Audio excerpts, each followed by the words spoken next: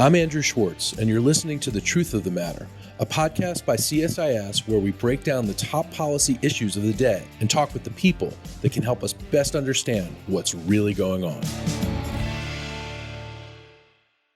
To get to the truth of the matter about a really important new report that CSIS has out called Empty Bins in a Wartime Environment, the challenge to the U.S. defense industrial base, we have with us Dr. Seth Jones, who is the head of our International Security Program, Senior Vice President at CSIS, and the Harold Brown Chair at CSIS.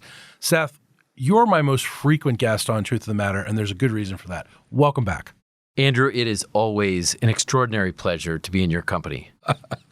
Listen, man, this is an important report. The Wall Street Journal had an exclusive on it this morning. They even did a news alert because it's a big deal. And Empty Bins, give us an overview of why you wrote it and what it says.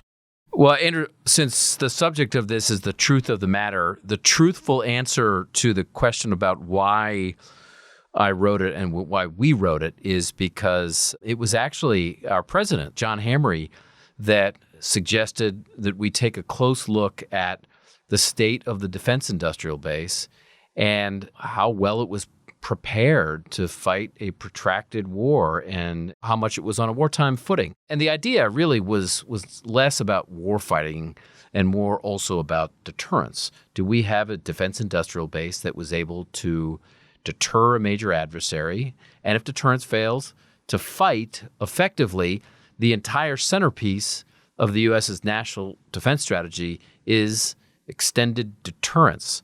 And what we found in talking to senior folks in the Department of Defense, on Capitol Hill, both Republicans and Democrats, in the defense industry, and then subject matter experts, was pretty emphatic that the U.S. defense industrial base is largely operating on what you would call a peacetime footing, certainly not a conventional wartime footing. And what that means is, for example, that the U.S. would run out of specific types of precision-guided munitions, like long-range anti-ship missiles, in a war against China in the Taiwan Straits in less than a week. And that occurred virtually every time we ran those 24 iterations of the war game that Mark Cancian put together.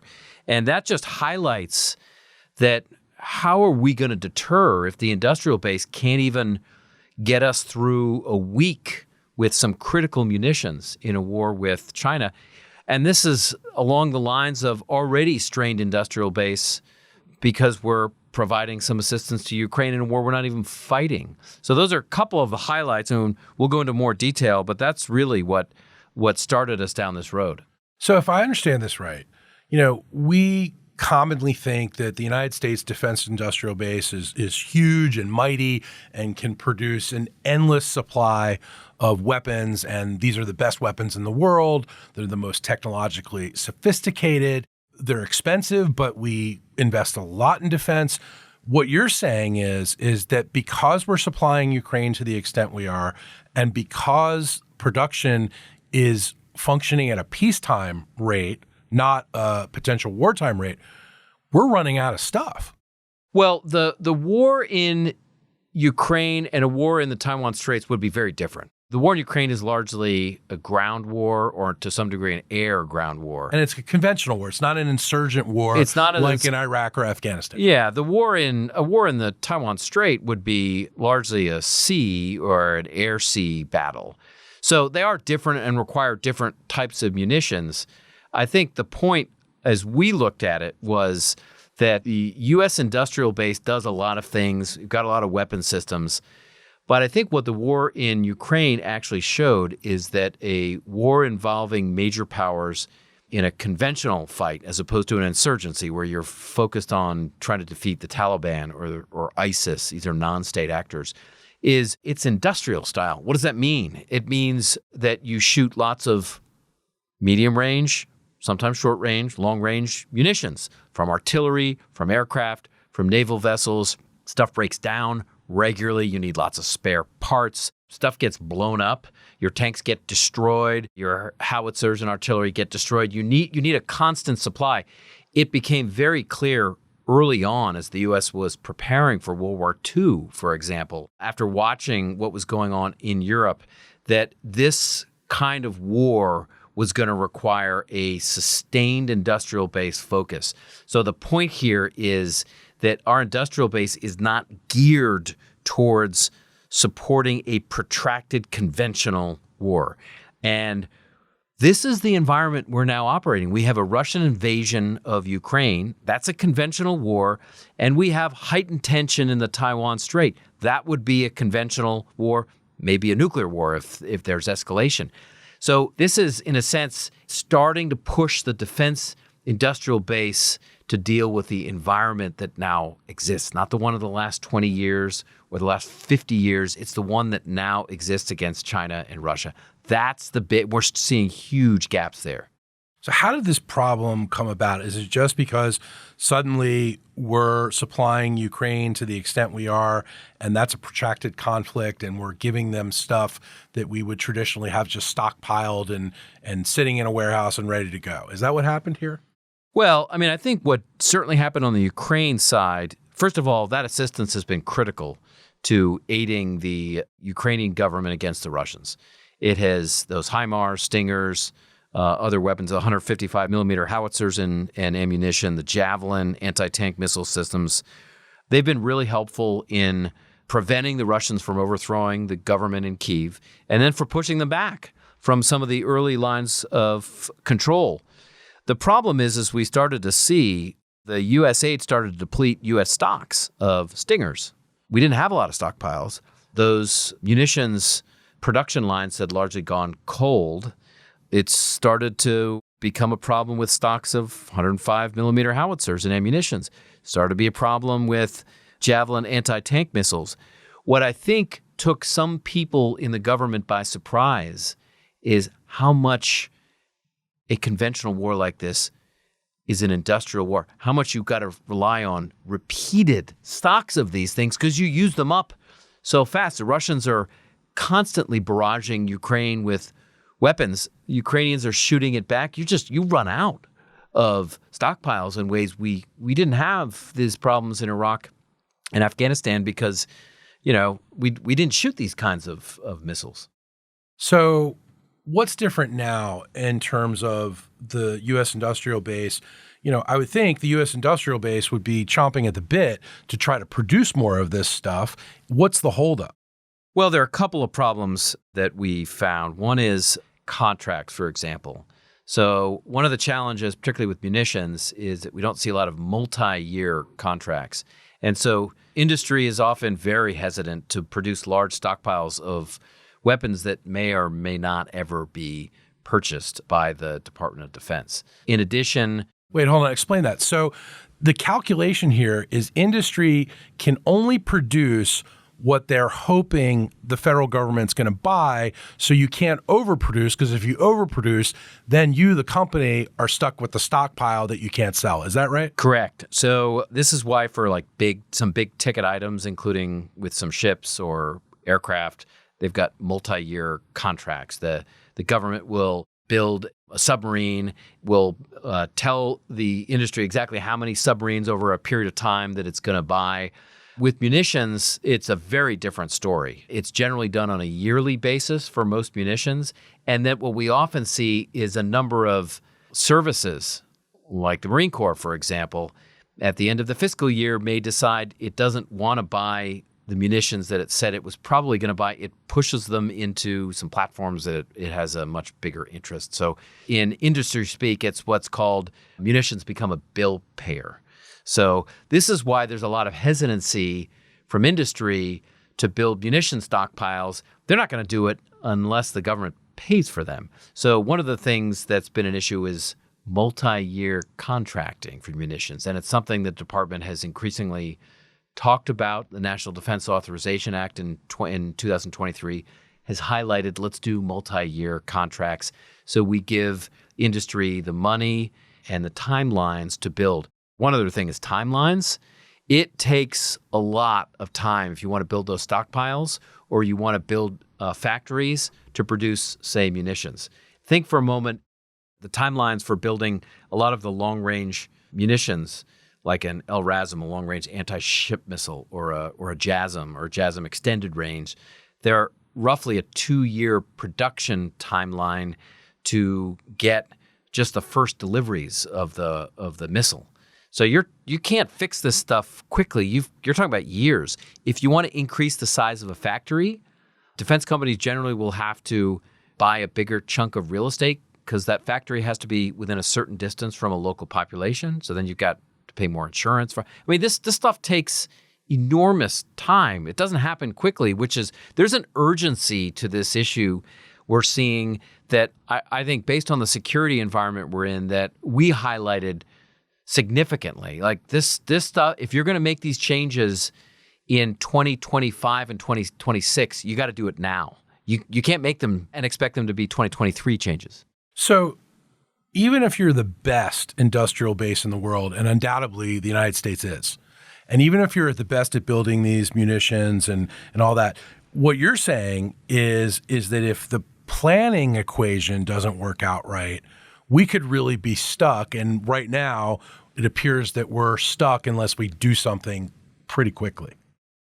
Just to restate this issue, which is kind of daunting when you stop and think about it. If the Chinese, and we hope they don't, were to invade Taiwan and a war were to start tomorrow, we, according to our 24 iterations of a war game in the Taiwan Straits, we would run out of long-range anti-ship missiles in less than a week. Now, just to highlight, for the Chinese to get PLA Army forces onto Taiwan, they would generally have to come in on surface vessels. You could probably fly them in, but that's pretty dicey. They can get shot down. They can get sunk if they're coming in by sea on a vessel. But I think that's the way the U.S. generally has brought most of its ground forces in, by sea lift. And so this places a high importance on anti-ship missiles. So if a conflict extends, and this is where Ukraine is helpful, now we're almost in the first year of a war. If a conflict extends over 7 days, you've run out of some key munitions you need to strike targets. That's really the problem that we're seeing right now. And in addition to that, we're also seeing foreign military sales and restrictions on sharing technology that are adding years to this process. So, Seth, is this a situation that we could have avoided? Well, the problem, Andrew, is that it's hard to make these changes when there is a peacetime environment, when war doesn't seem imminent. And the war in Ukraine really changed that, because it showed that conventional war is not a thing of the past. It's not a hypothetical worry. The Russians invaded a country, Ukraine. And then, as we've seen with some U.S. government estimates, even the U.S. President, Joe Biden, talking about that he's willing to fight for Taiwan, the timelines for a possible war in Taiwan have decreased. And so I think all those things, Andrew, suggest that it probably is hard to do this in a benign environment, because you're starting to make some big changes. But the war in Ukraine and then tensions in the Taiwan Strait really provide an opportunity now to make, like, if we can't do it now, then it's on us. So what are some of the solutions that you would propose to addressing these so-called empty bins? Well, there are a few. I'll only highlight a couple of them. One of them is, and Congress can play a pretty helpful role here, I think continuing to encourage, push the Department of Defense to model the expenditure of critical munitions as part of land, naval, and air forces in a major conflict like the Taiwan Strait. So how many are they going to need in an extended, protracted war in the Taiwan Straits? Then what you can do with that is say, okay, we've developed an operational plan that assumes a protracted war. We have modeled how many munitions we're going to need to win in a conflict like this, and then to be able to tell defense industry, okay, this is what we're going to need to produce, this is what we're going to need you to do, and this is how we're going to evolve the contracting process so that you can get these to us in a timely fashion. So that's one, but it's going to require really pushing modeling at the Department of Defense. That'll be a classified discussion. I think any report that Congress asks the department to provide it will probably be a classified report. But some of the hearings that you can hold on this issue and the challenge of it, I think probably would be helpful to make some of that unclassified to show the magnitude of the challenge. There are also some things that we look at, a munitions reserve, whether it makes sense as part of the Defense Production Act to stockpile strategic munitions so the government has to pay for it, not industry, whether it makes sense to streamline the foreign military sales and ITAR processes, particularly for key allies and partners. Andrew, it struck me talking to senior Australian officials recently. They are probably our closest ally in Asia.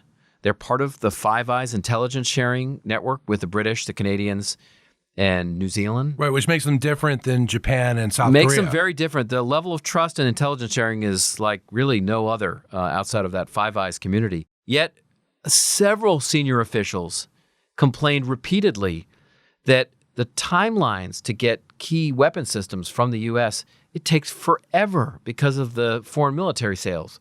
And the same thing, one specific defense company gave us an example, and we verified it with the Department of Defense, selling a specific weapon system to Taiwan. If it had been a straight-up commercial buy, it would have taken 2 years to produce that weapon system and then get it to Taiwan. So 2023, delivery date for 2025. Instead of a direct commercial buy, the U.S. government decided to do this through foreign military sales. That whole bureaucracy added 2 more years to the process. So delivery dates now are 2027. That is the date when many people believe tensions could significantly increase. So that gives you a sense of the challenges. So streamlining those processes would be critical. And then one last thing is looking at ways to co-produce with allies and partners. And we've seen a little bit of that start to happen. For example, with HIMARS, we've been really helpful in Ukraine. The U.S. is now co-producing the HIMARS with Poland. We're also doing that with the precision strike munition, a PRISM, with Australia. So there are some co-production elements to build those missiles in or other weapon systems in foreign countries that make a lot of sense. So these are things that we argue could be very helpful. You mentioned that U.S. allies like Australia are reliant on the U.S. industrial base. How important is that we continue to supply them when we can't even supply ourselves right now? Well, I mean, I think it is important to certainly encourage, as we've seen the Japanese do recently, encourage a number of our allies and partners to spend more time and money and effort building up their own defense industrial bases. Right, so they need to ramp up their own stuff. They need to do, what we're not necessarily talking about is an increase in the defense budgets. We're just talking about focusing on weapon systems and equipment that is important for deterring, and then if deterrence fails, warfighting, of very specific scenarios.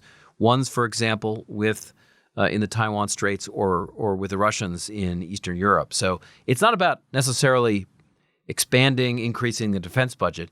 It's really towards focusing on very specific deterrence and warfighting for very specific scenarios.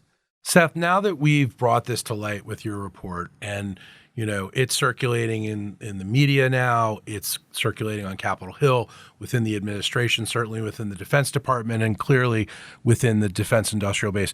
What do you think the next steps are? Will there be congressional hearings? Will there be public forum discussion about this? What's next for empty bins? Well, we're already hearing on the congressional side a lot of interest in taking a look at the state of the U.S. defense industrial base, particularly regarding the Chinese, holding hearings.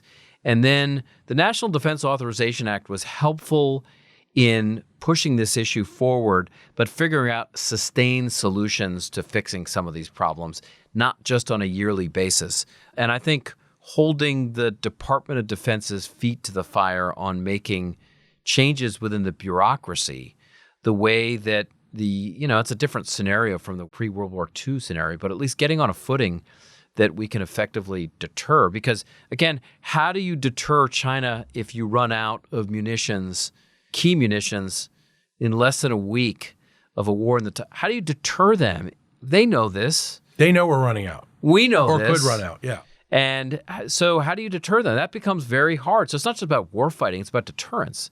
And so I think having this conversation public now, there are a range of ways that Congress can start pushing to start to fix this.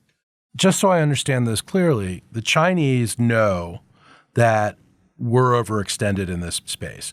They can sit back and have their industrial base produce and collect, and they're not shipping their stuff to Russia for use at this point. So they're immune from running out. We're not. They know this. They know it's an advantage that they may have.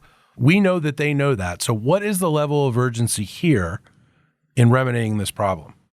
It's significant. I mean, I would say that the Chinese would almost certainly have their own industrial-based challenges, and that actually is something that we want to look at a little bit more closely. We focus mostly on the U.S. industrial-based side. Now, there have been some recent U.S. government estimates, public estimates, that China is heavily investing in munitions and acquiring high-end weapon systems and equipment 5 to 6 times faster than the U.S., and that is a bit of a worry.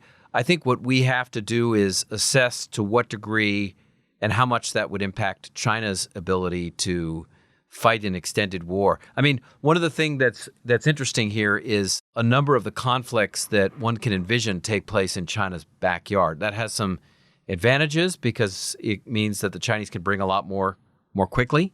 It has some disadvantages to fighting in your own backyard because you might get hit. Also, if you're launching missiles from bases on the mainland, you might also get hit in response the way we were launching if a war was happening just off the west coast of the United States. So there are some dangers along these lines.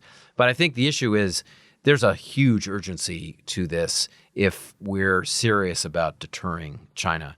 And then we also, Andrew, have to think about prepositioning stocks on Taiwan because, as people are very well aware of, with the war in Ukraine, we can endlessly provide weapon systems to the Ukrainians because the Russians haven't closed the border off. They don't have the numbers of soldiers to close Ukraine's borders off with Poland, for example. They never did that in the first place.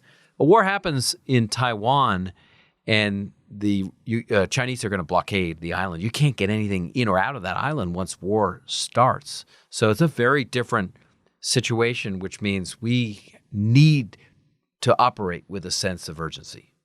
Well, Seth, thanks very much for this important report. I know it's going to be something we're going to be talking about again and again on this podcast because it really is a critical piece of our national security. Thanks so much.